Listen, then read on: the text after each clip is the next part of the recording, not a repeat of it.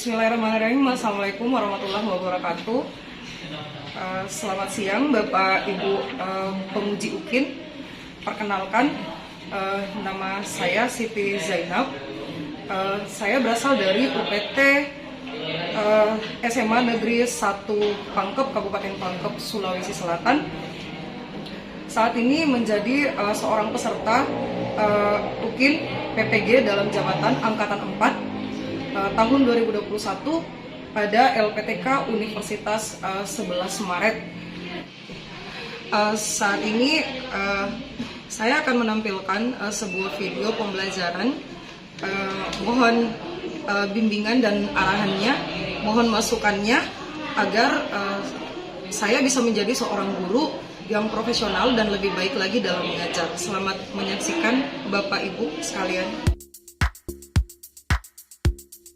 Iya, Mas.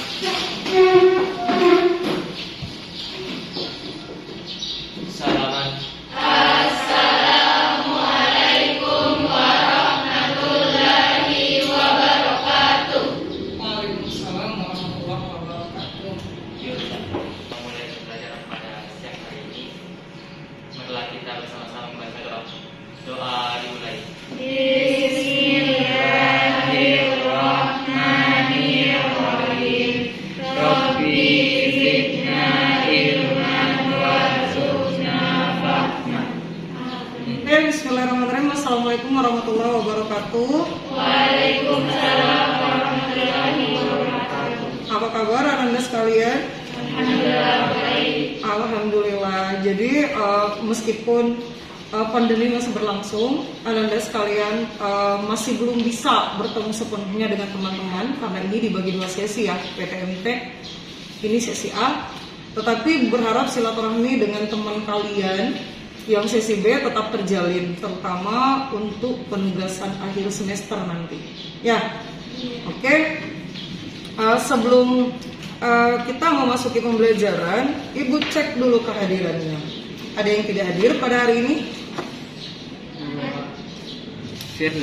Makfirlan. Oh iya. Oke, Makfirlan tidak hadir, berarti satu orang ya. Elsa juga? Sama Umpul. Banyak ya, 3 orang. Oke, tidak apa-apa. Karena ini sudah siang hari, kita cek kesiapan belajar Anda sekalian dulu ya. Masih ingat sama kita kan? Yeah. Oke, jadi yang semangat. Salam biologi. Biologi sehat, biologi menyenangkan, biologi mantap. Oke, mantap. Harus lebih semangat ya ke depannya. Oke, karena ini siang hari mungkin kalian semua sudah lapar ya. Oke, iya. Oke, sebelum kita memasuki materi pada hari ini, Ibu ingin mereview kembali Anda sekalian. Sebelumnya kita telah mempelajari mengenai alat-alat peredaran darah, ya, kemudian golongan darah. Nah, hari ini Ibu ingin bertanya dulu ke Anda sekalian, pernah enggak kalian tuh merasa pusing pada saat kalian kelamaan jongkok? Pernah. Ada yang bisa menjelaskan kira-kira ini terkait apa sih, kurang darah atau karena memang kalian kelelahan atau seperti apa? Jadi karena Bu, saya rasakan mungkin karena terkait dengan kurang darah atau anemia sendiri. Terkait. Oke, sekarang Ibu kembali bertanya. Ada enggak di antara anggota keluarga Anda sekalian itu yang mengalami penyakit yang terkait dengan peredaran darah? Contohnya hipertensi mungkin? Ada. Ada? Ada.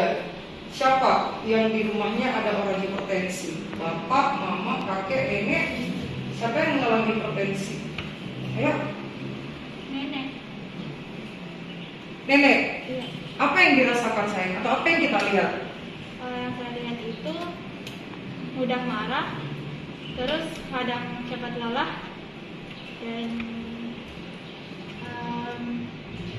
selalu mengonsumsi obat. Selalu mengkonsumsi obat. Biasanya orang yang hipertensi itu pandangan orang tuh lebih emosian karena tekanan darahnya lebih tinggi daripada yang lain. Oke. dari semua yang anak-anak sekalian sudah sampaikan, tahu nggak kira-kira hari ini kita akan belajar apa? Tahu. Belajar apa? Belajar gangguan aliran darah. Gangguan aliran darah. Gangguan pada sistem peredaran Darah. Oke, Anda sekalian coba perhatikan slide di atas. Ini adalah sistem peredaran darah, yang lebih tepatnya adalah gangguan sistem peredaran darah. Nah, tujuan pembelajaran kita hari ini adalah Anda sekalian dapat menjelaskan 3 contoh minimal ya kelainan-kelainan yang mungkin terjadi pada sistem peredaran darah melalui bacaan handout. Kemudian Anda sekalian mampu membuat karya tulis berisi contoh atau kelainan atau penyakit pada sistem peredaran darah dengan teknologi yang cocok untuk mengatasi. Ya, bisa dipahami? Bisa. Oke. Oke, Anda sekalian, kita akan masuk di inti pembelajaran. Sebelumnya Ibu akan memutarkan beberapa video untuk Anda sekalian saksikan. Silahkan lakukan identifikasi terkait video yang akan Ibu tampilkan, ya.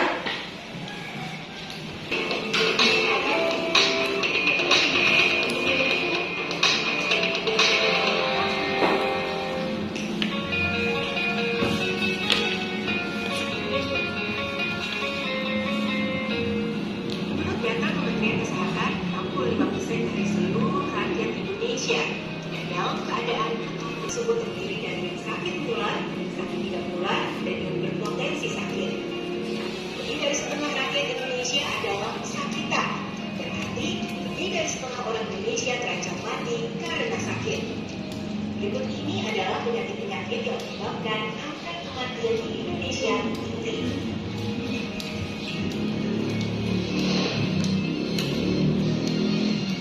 Pertama, hipertensi. Hipertensi atau tekanan darah tinggi terjadi karena tingginya tekanan darah ada namanya yang tinggi secara jangka panjang. Tapi ada beberapa ciri khususnya tidak hipertensi, yaitu kepala yang parah, mual, penglihatan kurang, telinga berdengung, dan jantung beraturan adalah dalam urin. Metode paling tepat dan mudah untuk mengetahui potensi hipertensi adalah memeriksa tekanan darah secara rutin.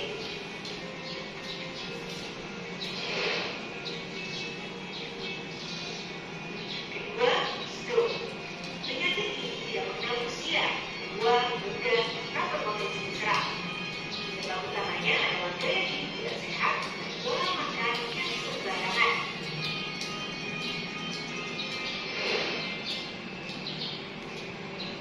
Ketiga, gagal jantung. Dikatakan gagal jantung sehingga jantung tidak bisa berpompa secara maksimal. Satu serangan jantung bisa berakibat kematian. Karena sangat kematian berupa hati, sering atau berdarah dengan nafas cepat dan senang-senang. Maka orang dengan ciri tersebut harus segera dibawa ke rumah sakit.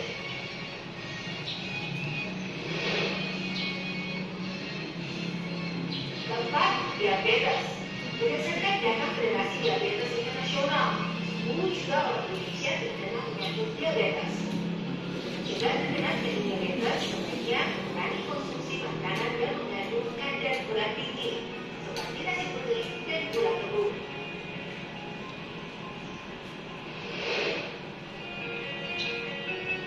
Terakhir, tuberkulosis atau TB. TB disebabkan oleh bakteri Mycobacterium seorang terkena penyakit TB dan bergantung berdahak lebih dari 2 minggu. Pas, berdarah, hilang nafsu makan, serta demam yang stabil. Penderita TB harus mengonsumsi obat-obatan secara rutin selama 6 bulan hingga 1 tahun. TB adalah penyakit menular, tapi tidak perlu mengucilkan penderita TB karena TB bisa disembuhkan. Di Indonesia, menjadi sakit lalu mati tidak semata-mata karena kesalahan individu yang diuji bukan sehat, sembarangan, atau jarang olahraga. Karena apabila di suatu negara terkait erat dengan situasi ekonomi politik dan juga bergantung pada kemauan pemerintah untuk menyehatkan rakyat. Jadi, jika ada sakit, jangan selalu menyalahkan diri sendiri. Sesekali salahkan pemerintah yang tidak mampu menyehatkan Anda. Oke, satu video lagi ya.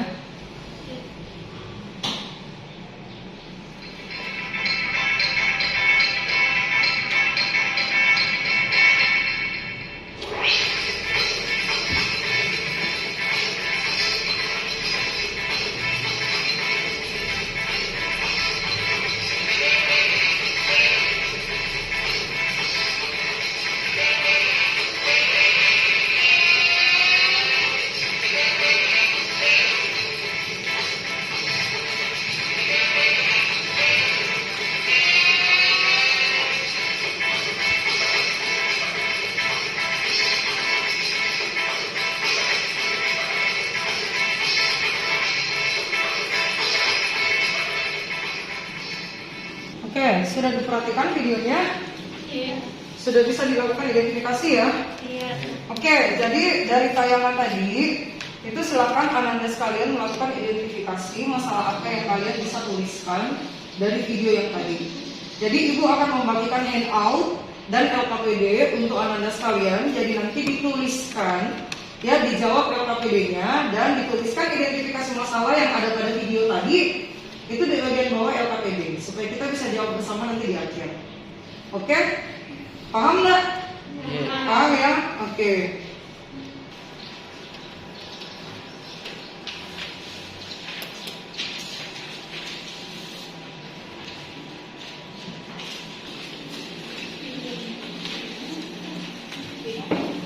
Oke, kita butuh waktu berapa menit untuk melakukan identifikasi? 20 menit cukup ya? Cukup. Oke, cukup ya. Selama bekerja, kita mulai 20 menit dari sekarang.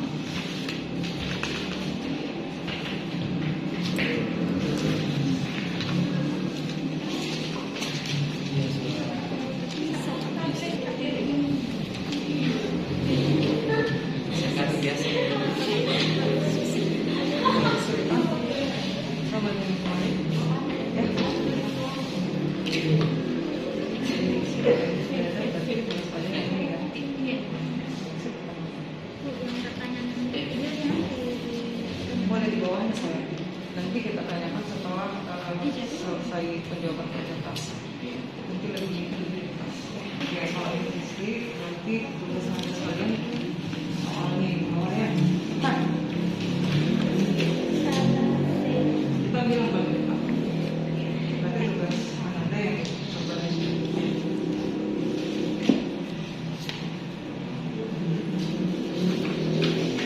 Saya. Jadi nanti langsung di video tulis pada bagian bawah ya.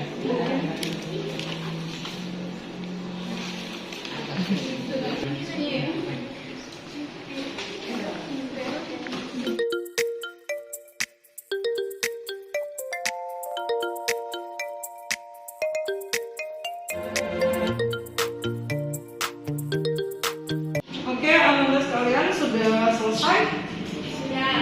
Sudah? Sudah ya? Bisa kita mulai verifikasi ya? Mulai lakukan presentasi ya? Oke, bisa. Jadi karena ini kelompok 1, kelompok 2, kelompok 3, jadi itu mulai dulu dari kelompok 3 ya, untuk materi pertama. Oke, silakan dimulai kelompok 2 dan 3. Silakan diamati, diperhatikan, nanti boleh minimal memberikan 1 pertanyaan, minimal 1 ya. Oke, silakan kelompok 1. Kelompok 3 saya. Assalamualaikum warahmatullahi wabarakatuh. Waalaikumsalam warahmatullahi wabarakatuh. Izinkan kami di sini untuk mempresentasikan hasil diskusi kami yang akan dibawakan oleh saudara Ibu Bupati. Baik, terima kasih atas kesempatan yang diberikan. Pertanyaan apa yang ini di garis di kolom pertama pertanyaan yang mumpuni, yaitu kelainan yang menyebabkan sel darah putih jumlahnya lebih dari normal disebut leukositosis.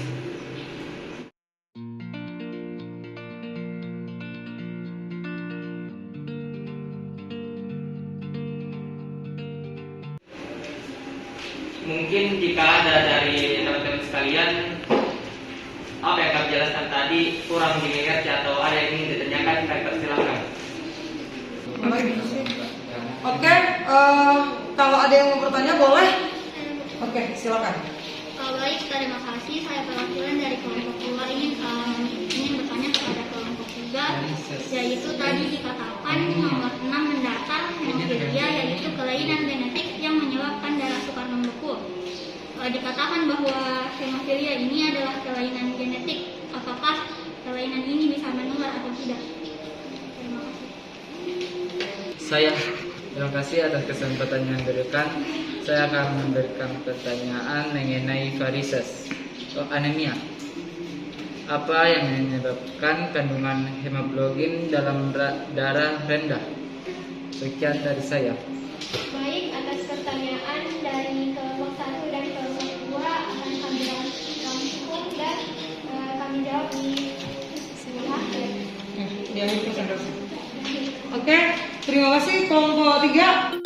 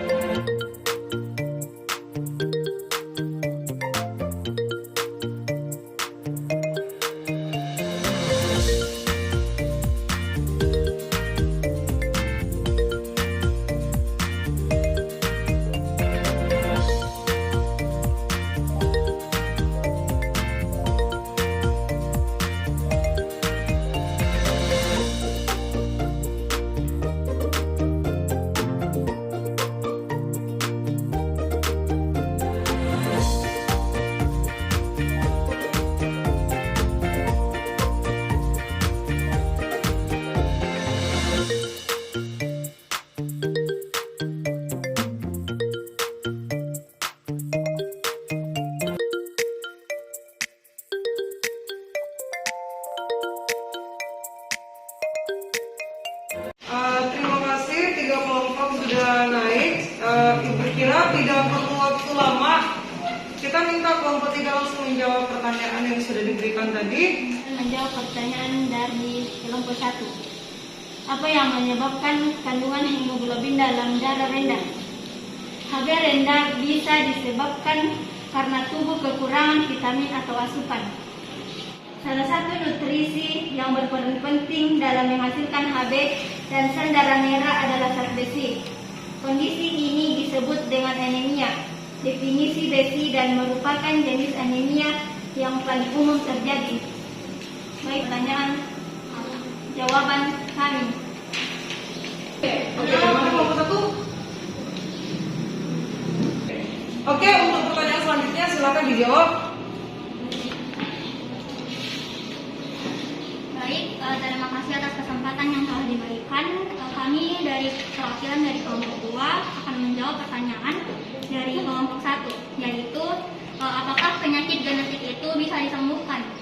Jujur pertanyaan ini lumayan challenging buat kami karena itu merupakan pertanyaan yang sulit didapatkan, tapi kami akan menjawab seadanya. Jadi sebenarnya penyakit genetik itu kebanyakan tidak bisa disembuhkan atau dicegah, tapi untuk beberapa penyakit itu bisa disembuhkan, seperti misalnya jika ada seseorang yang terlahir dengan kelainan jantung atau sesuatu dan itu adalah penyakit genetik yang diturunkan, itu bisa diobati dengan misalnya dioperasi atau melakukan transplantasi. Tapi jika misalnya dihapuskan, maksudnya disembuhkan sehingga tidak bisa menurun lagi, itu hampir mustahil. Jadi setahu kami itu kalau sudah terkena kepada orang itu bisa disembuhkan dengan cara dioperasi. Terima kasih. Apakah sudah terjawab? Kami dari kelompok 1 merasa sangat puas terhadap jawaban yang diberikan oleh kelompok 2. Terima kasih. Yang lagi di kelompok 2?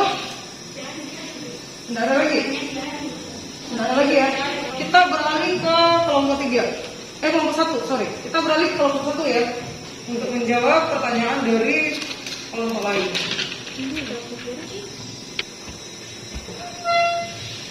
Tiga, di mana pertanyaannya itu jawaban apa yang paling tepat kira-kira pada pernyataan di pecahnya pembuluh darah di otak sehingga saraf otak menjadi rusak. Nah, jadi saya akan jelaskan di mana pada awalnya penyakit ini disebabkan dari penyakit darah tinggi, di mana tekanan darah jauh lebih tinggi dari tekanan darah normal yang menyebabkan pertama, jantung akan bekerja lebih keras. Kedua, walaupun sifat dinding pembuluh darah elastis, tapi tekanan lebih besar hasilnya juga rusak.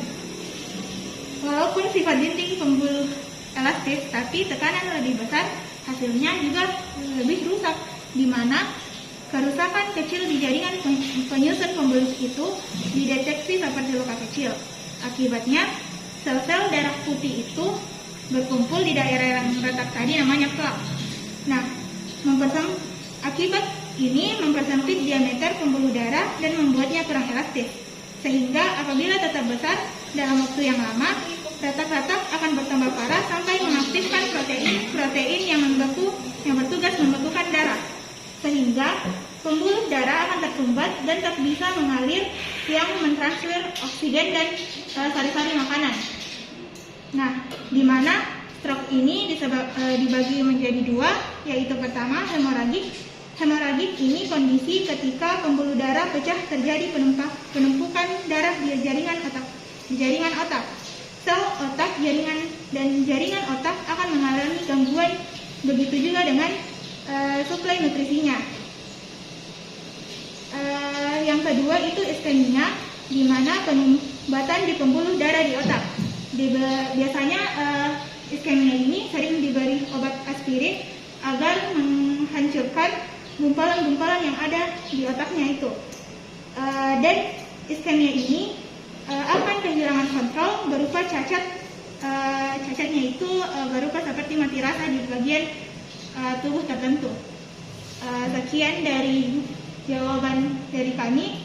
Apakah kelompok 3 sudah menerima atau masih ada yang kurang jelas? Kami dari kelompok 3 sangat berkepuasan atas jawabannya. Oke, jadi itu ya. Jadi bukan hanya pecahnya pembuluh darah yang dijelaskan, tetapi juga terjadinya penyumbatan. Jadi itu betul bisa stroke ya. Itu salah satunya penyakit stroke. Kalau pecah pembuluh darah pada otak. Jadi di mana bagian pecahnya pembuluh darah itu menyebabkan tidak ada suplai oksigen di sana. Jadi bisa menyebabkan stroke ringan ataupun stroke berat. Ada yang lengannya tidak bisa digerakkan, ada yang kakinya tidak bisa digerakkan, ada yang kemudian otaknya mati di bagian pecah pembuluh darah dan segala macam. Jadi itu terkait ya. Masih ada pertanyaan? Kelompok 1 masih ada? Boleh dijawab? Jadi boleh langsung dijawab aja. Saya perwakilan dari kelompok 1 akan menjawab pertanyaan dari kelompok 2, yaitu thalassemia. Daya ikat eritrosit terhadap O2 rendah karena kegagalan pembentukan hemoglobin. Jadi pertanyaan tadi mengatakan bahwa gagalnya pembentukan hemoglobin disebabkan oleh apa? Jadi kegagalan pembentukan hemoglobin terjadi karena protein yang ada di dalam sel darah merah atau hemoglobin tidak berfungsi secara normal. Zat besi yang diperoleh oleh tubuh dari makanan seharusnya dilakukan oleh sumsum tulang untuk menghasilkan hemoglobin. Hal ini yang dapat menyebabkan gagalnya pembentukan hemoglobin. Bagaimana pendapat kelompok atas jawaban yang diberikan oleh kami? Baik, terima kasih atas jawaban dari pertanyaan kami. Saya rasa itu sudah cukup untuk pertanyaan yang kami sampaikan tadi. Oke. Masih ada pertanyaan yang belum dijawab? Tinggal 1 ya. Oke. Masih ada? Baik, terima kasih atas kesempatan yang diberikan. Saya perwakilan dari kelompok 2 ingin menjawab pertanyaan dari kelompok 1. Kelompok 3. ketiga. Jadi pertanyaannya yaitu apa itu hereditas? Jadi hereditas adalah penyakit genetik yang bisa diturunkan, misalnya dari orang tua ke anak atau keturunannya, atau bisa disebut bahwa penyakit yang diturunkan kepada orang dengan hubungan darah. Baik itu jawaban atas pertanyaan dari kelompok 3. Apakah ada yang kurang jelas?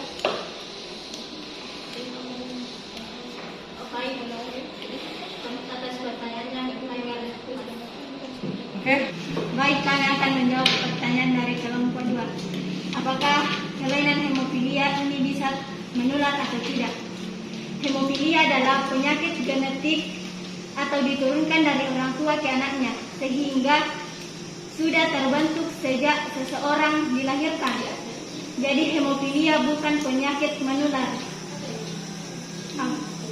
Terima kasih. Apakah masih ada?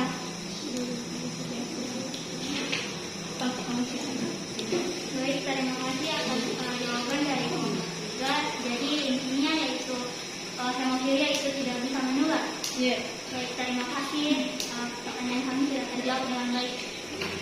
Oke, fokus ya. Oke, Ananda sekalian, tadi ada pertanyaan mengenai hemofilia diturunkan atau tidak. Ada, kalau ibu tidak salah ingat tuh ada beberapa pertanyaan yang terkait ini sebenarnya ya, mengenai genetik, hemofilia dan segala macam. Jadi materi ini sebenarnya untuk pola hereditas itu akan kita pelajari di kelas 12. Ibu singgung sedikit, hemofilia ini adalah penyakit sukarnya membeku darah. Dan ini diturunkan, betul. Kalau dikatakan menular secara langsung dari berpindah dari orang ke orang, mungkin tidak. Tetapi ketika seorang yang carrier hemofilia menikah dengan orang yang positif ataupun normal, itu bisa saja dia terkena hemofilia. Sekalipun bahasanya tidak menular begitu saja. X itu untuk wanita normal, artinya wanita yang negatif, berarti tidak terkena ya, tidak terkena hemofilia. Kemudian X H kecil atau membawa hemofilia. Kemudian X kecil ini adalah wanita yang positif hemofilia. Untuk pria X Y ini adalah pria normal atau negatif dari hemofilia. Kemudian X A kecil Y ini adalah pria yang positif hemofilia. Jadi tidak ada pria yang carrier ya, tidak ada. Nah, taruhlah misalnya carrier ini menikah dengan laki-laki normal. Ibu hapus yang di atas dulu. Pindahkan ya. Taruhlah misalnya wanita carrier. Carrier itu kalau kita sebut dengan normal pembawa. Dari luar dia tidak kelihatan, ternyata dia membawa genetik hemofilia. Jadi si perempuan ini X kecil X itu akan menikah dengan laki-laki yang normal. Yang ini ya. Jadi negatif dan anggap ini dia juga tidak terkena, hanya saja dia pembawa atau carrier. Ini hasilnya itu memungkinkan bertemu antara ini dengan ini dengan ini, disilang ya. Jadi X kecil X ketika ini bertemu dengan yang ini. Kemudian X kecil Y ya, Y. Kemudian mana lagi ini ya? Ini dengan ini berarti XX. Ini dengan ini berarti X Y, betul. Ini normal enggak? Normal. Ini normal enggak? Normal. Ini normal enggak? Positif. Ini normal enggak?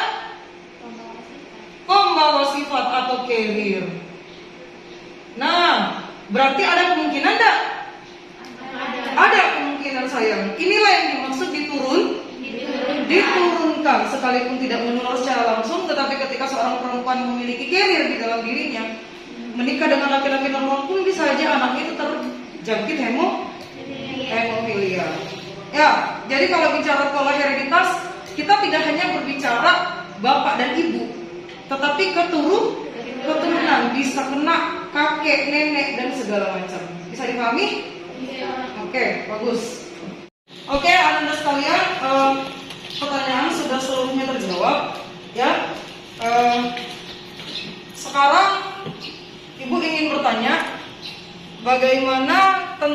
video yang tadi Ibu tayangkan, apakah ada di antara Anda sekalian yang sudah mengidentifikasi dan memiliki pertanyaan?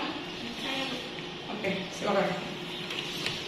Jadi di video tadi dijelaskan bahwa salah satu cara menghindari dan mengobati anemia yaitu dengan cara mengkonsumsi makanan yang mengandung zat besi dan mengkonsumsi tablet penambah darah. Namun dikatakan juga salah satu penyebab anemia yaitu karena malas berolahraga, jarang gerak, dan sering begadang. Apakah betul itu menjadi penyebab anemia? Dan jika betul, apakah dengan menghilangkan kebiasaan itu anemia itu bisa disembuhkan? Oke. Ada yang mau berpendapat? Mau apa? Mau bertanya? Mau bertanya? Saya kira mau menjawab pertanyaan Kartika. Oke, boleh. Baik, terima kasih atas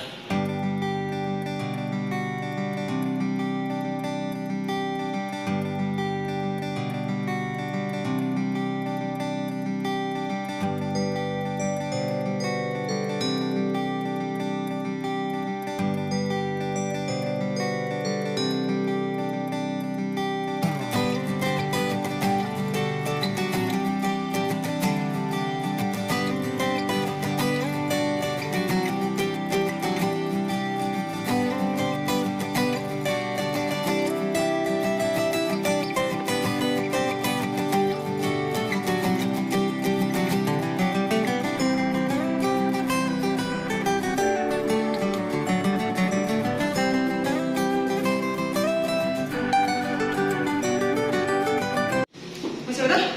Kenapa? Nggak ada? Nggak ada pada jadi?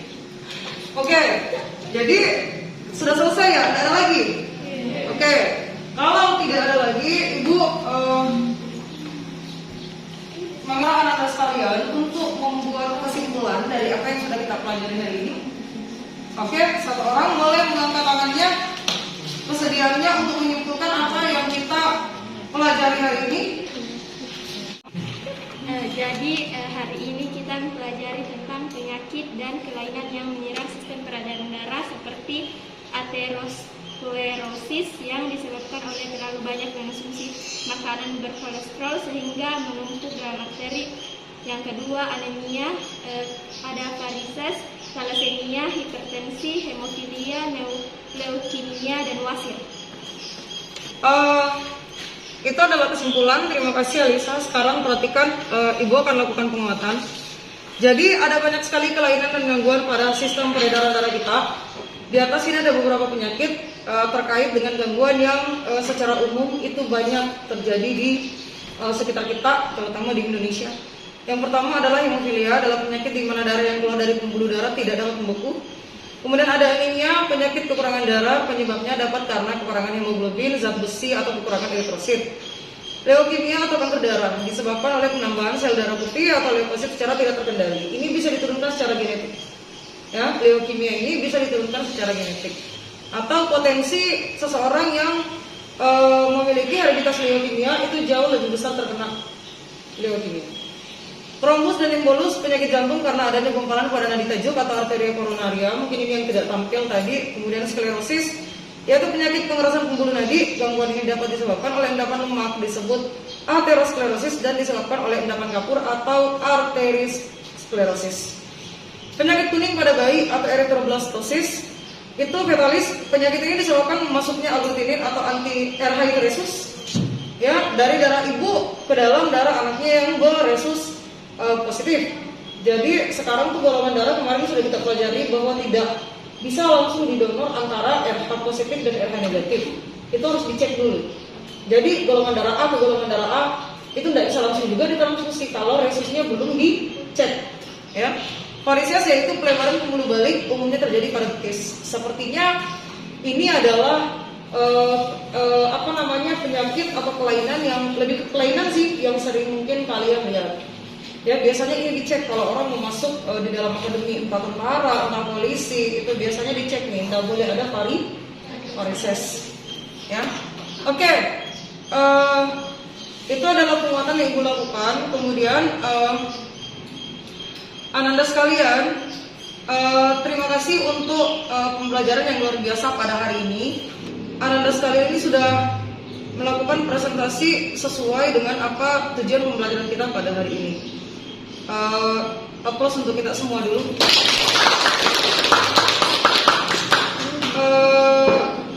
Reward akan Ibu bagikan minggu depan. Menempati posisi pertama itu ada kelompok 1, kemudian kelompok ketiga dan kelompok 2. Jadi insya Allah minggu depan akan Ibu berikan rewardnya. Kemudian tugas terstruktur kalian itu adalah membuat karya tulis. Sebuah karya tulis yang berisi contoh kelainan atau penyakit pada sistem peredaran darah dan teknologi yang cocok untuk mengatasi kelainan tersebut. Jadi batas pengumpulannya adalah itu di tugas akhir sebelum kita masuk dalam sistem pencernaan. Bisa ya? Oke. Kemudian evaluasi. Ya, evaluasi anak-anak sekalian silakan melakukan evaluasi di Google Classroom, itu sudah Ibu berikan. Oke. Ini adalah evaluasi yang harus anak-anakku sekalian kerjakan. Ibu tunggu sampai sore ini, ya. Semuanya harus masuk. Kemudian LKPD yang sudah dikerjakan itu harus diupload kembali ke Google Classroom. Hari ini kita sudah selesai untuk pembelajaran penyakit dan kelainan pada sistem peredaran darah. Terima kasih untuk perhatiannya, terima kasih untuk kelas yang hebat pada hari ini. Ya, pandemi belum berakhir, jaga iman dan imun anak-anakku sekalian. Ya, jadi tetap patuhi protokol kesehatan.